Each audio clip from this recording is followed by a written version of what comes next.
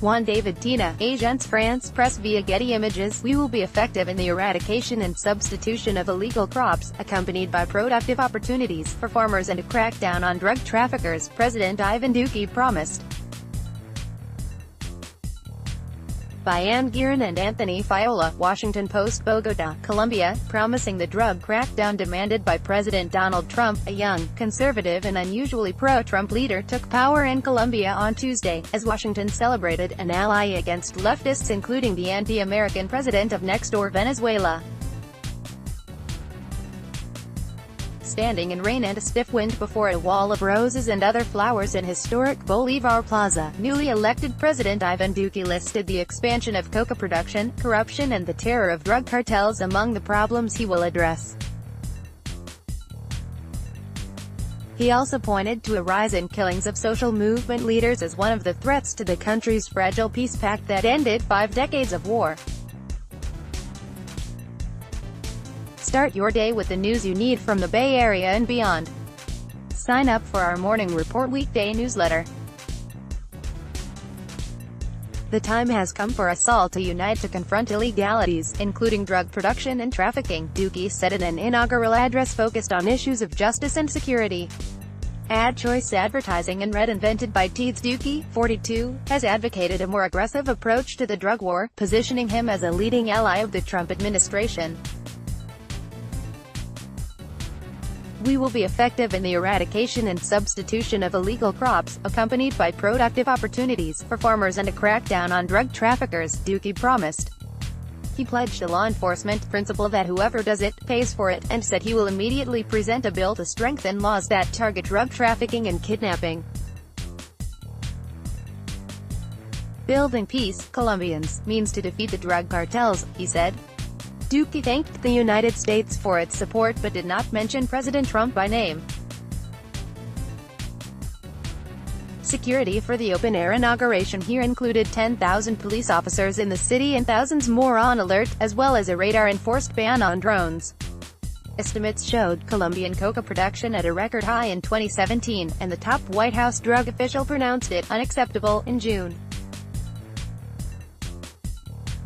Although a new United Nations report on coca growth has yet to be released, analysts are expecting it to show a historic high in cultivation. Washington is now turning to Duque to do something about it. We are very excited about President Duque and his plans for Colombia, the way that we're going to be partnering with him, said Nikki Haley, the U.S. ambassador to the United Nations and Trump's representative at Duque's inauguration.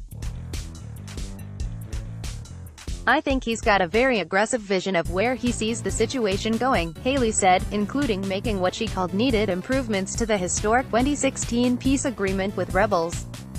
Haley said she issued no warnings or ultimatums about coca production in a private meeting with Duque on Tuesday, although Trump's expectations and his threat last year to decertify Colombia as a U.S.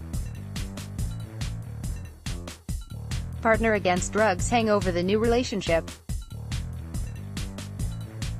I did tell him that this is an issue that President Trump feels very strongly about and wants to see some results on, but he knew that before I even had to say it, Haley told reporters.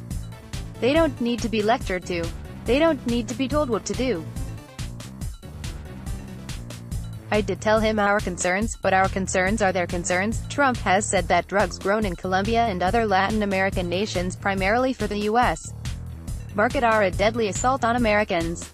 His administration has slowly rebuilt much of the old war on drugs approach to tougher prosecution that the Obama administration considered ineffectual.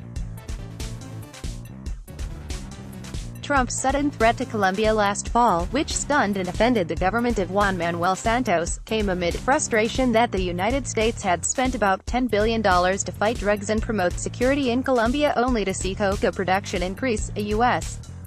official said. Among the reasons for the coca surge, observers say, is a crop substitution program tied to Colombia's peace deal that offered incentives to coca farmers to switch to legal crops.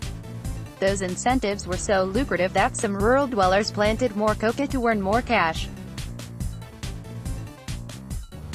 In addition, Colombia in 2015 banned aerial spraying of coca crops after a determination that the herbicide being used could cause cancer in humans. Colombia analysts said Duque is likely to rely less on passive solutions like crop substitution while bringing back some form of forced eradication through aerial spraying. Duque and Haley discussed aerial eradication as an option, she said, and the United States is expected to support it. Trump had urged Santos to resume the practice last year. Duque's ceremony included disparaging references to Santos from the Senate president, a member of Duque's political party. The party also took out a full-page newspaper ad Tuesday listing what it called the failed legacy of the outgoing president, a Nobel Peace Prize winner. Duque is also set to become a significant ally in Washington's push for change in Venezuela, Colombia's rapidly collapsing neighbor. Venezuelan President Nicolas Maduro has charged Colombia with being behind an apparent assassination attempt against him Saturday using drones, a charge Colombia has dismissed as ludicrous. Haley has been among the Trump administration's most vocal critics of the Maduro government, especially on human rights grounds. She plans to visit the Colombia-Venezuela border Wednesday to see where thousands of refugees and day laborers cross into Colombia. Her visit to a refugee camp and health clinic is expected to provide a platform to denounce Maduro for causing a humanitarian crisis as well as an economic one. "None of us can step by and watch this happen," Haley said, citing projected 1,000,000% inflation in Venezuela and an average weight loss among adults of some 24 pounds. "It's very clear that President Duque plans on leading on this, including trying to persuade other Latin American leaders to close ranks against Maduro," Haley said. "That's what we are asking of him. These are his brothers and sisters that he can talk to easier than we can," Haley said. Sponsored content experts are urging Americans to refinance in 2018. Refinance rates are still at near historic lows but won't be for long. You might also like wedding photographer beats up groom for marrying child.